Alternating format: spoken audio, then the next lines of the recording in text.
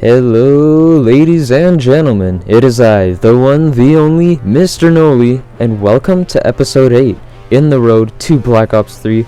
Oh man, we only got 9 weeks to go until Black Ops 3 is released. I am super excited, and that means that once this video ends, we will be at the halfway point in our Road to Black Ops 3 series. Can you guys believe that? 8 videos down, 8 to go. We are inching our way towards that release date, and it shouldn't be too much longer now.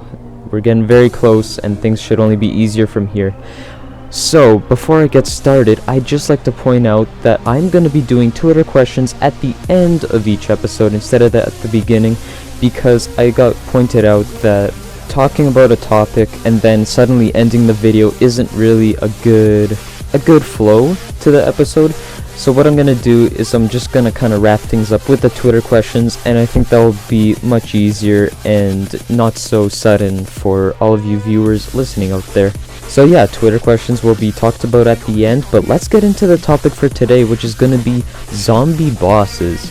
So as you can see, this is called the Dead gameplay, and here we have George Romero as our first zombie boss. He was pretty dang annoying, but overall a very easy boss. After that, we went to Moon and had the astronaut dude. He was a little bit tougher, as once he hit you, you lost all your, not all your perks. You lost one perk. It was kind of annoying because he teleported you across the map and you had no idea where you'd be. But overall, he was still a pretty easy boss to deal with. Next came Mob of the Dead's the Warden.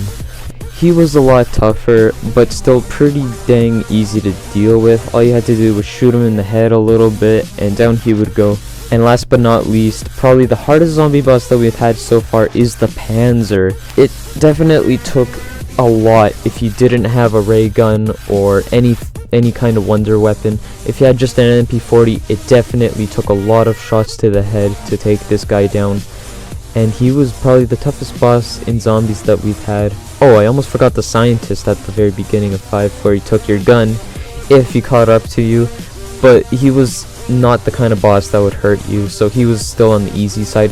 The Panzer was probably the hardest boss that we've probably had in all of Call of Duty Zombies. So on the topic of bosses, I thought it'd be appropriate to talk about Shadows of Evil's new boss, that 3-headed Nova Crawler thingy. So from the trailer, we can tell that it seems that you can shoot the heads off, and you have to shoot each one of them off for the monster to completely die. Now, I'm a little bit iffy about this boss. It definitely looks like something out of Call of Duty Ghost Extinction mode, but I put my faith in Treyarch, and I think that they're gonna do just fine with this boss. I'm not too worried. I'm not gonna stress about whether this boss is good or not. We'll just have to wait until November 6th to see if this boss is true to its name and is gonna be something fun in the game, because we don't want bosses to be too hard, we don't want bosses to be too out of this world, but something just in between that we can still deal with but have a little bit of a challenge. And yeah, I think that Treyarch will pull this off, even though it doesn't look anything related to zombies. I think that they'll do just fine with this one. Also in the trailer, we saw that there were a bunch of flying little aliens. I know they're not really aliens, they're Nova somethings. I don't know what to call them. They're flying around, and I have no idea if this is going to be like a Hellhound round, or if this is going to be the Nova Crawlers from Kino, where they're just going to randomly appear in the middle of the game. I hope that's not the case. I hope they have a specific designated round. That'd be really awesome and less annoying. This is one of the reasons why I hate Kino, just because of the Nova Crawlers. If they got taken out, I would love it so much more, and it'd probably even make it into my top 5 maps list. But let's just hope that these guys aren't too hard to take out. From the trailer, they seem pretty easy to kill. But yeah, let's just keep our fingers crossed and hope that Treyarch knows what they are doing. Alright, ladies and gentlemen, this is mostly what you've been waiting for, the Twitter questions. So if you have any questions you'd like to ask me, feel free to do so on Twitter or in the YouTube comments below, and I'll be sure to feature them in the next episode of Road to Black Ops 3. But without any further ado, let's get into it. First question: why is Transit so much better than Origins or Mob of the Dead? I mean, all that mud in Origins and all those staff parts are all scattered around, and Transit is just so nice with its relaxing cabin and cozy fog. And don't forget about the warm lava. Well, I'm not sure if Transit is better than Mob of the Dead, but it has the potential to be better than Origins. I do agree that the mud can be annoying, and those staff parts and the Easter egg do take such a long time to get everything together. But Mob of the Dead, are you kidding, bro? Mob of the Dead, it's gonna be very tough for Treyarch to beat that map. They did such an amazing job with it. Which gun do you want to see return the most, and which gun you want to never return? Wait.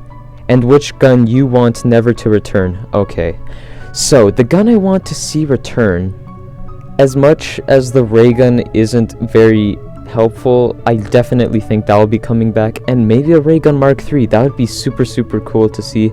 Another gun that I would probably want to see is the AK-47 and the Uzi. Those are very cool in Mob of the Dead, but I can't see them returning in a future Zombies map. But those are two weapons that I really love, and I would like to see in a future map. Which gun do I never want to return?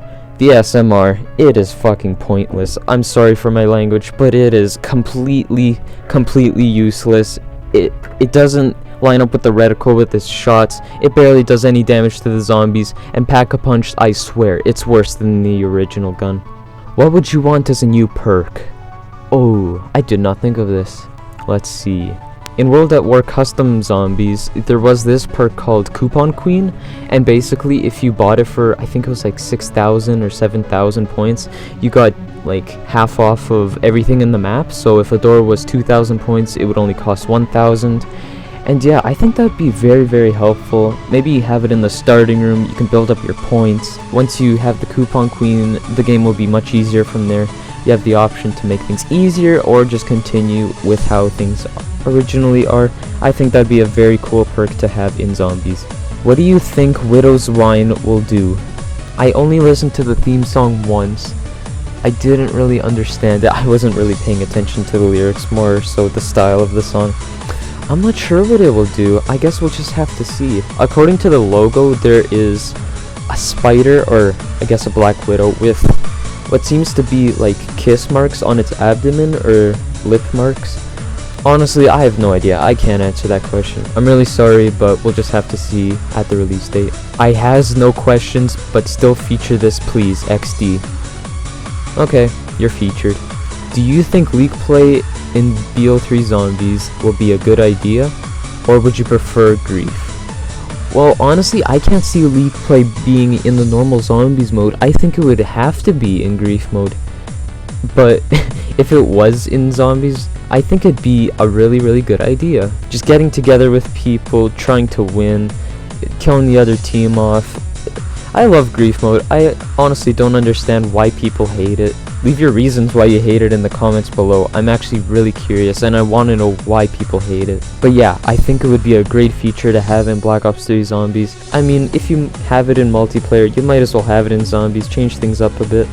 How are the implementation of experience points and levels going to affect the overall gameplay? Honestly, I don't think it's going to affect the overall gameplay. I mean, if you kill a zombie, I don't think 100 points are gonna appear on your screen. I think that you're just gonna play zombies as you regularly would, and then at the end of the game, you see all your stats, you see how much you've leveled up, and I don't think it'll interfere with the gameplay at all. I think it's gonna stay the simplistic, regular game mode that we all know and love. And I think that this XP system will definitely bring zombie players back, so I can't see it harming the overall gameplay. But great question. I understand that it concerns a lot of people, that people want zombies just to stay how it is, but I think that this XP system is definitely going to bring a lot of zombie players back and keep people playing. Alright, ladies and gentlemen, that is gonna do it for episode 8 of Road to Black Ops 3. I would like to thank each and every one of you for watching. Like I said before, if you have a Twitter question, feel free to leave it on Twitter. It can be anything to do with Call of Duty Black Ops 3 or Call of Duty in general. I prefer zombies questions, but any kind of question with Call of Duty is just fine by me. If you don't have Twitter, which you totally should get, if you don't have Twitter, feel free to leave your questions in the comments below. And yeah, I guess that is gonna do it for this episode, and until the next one, I shall see you all later. Have a good day.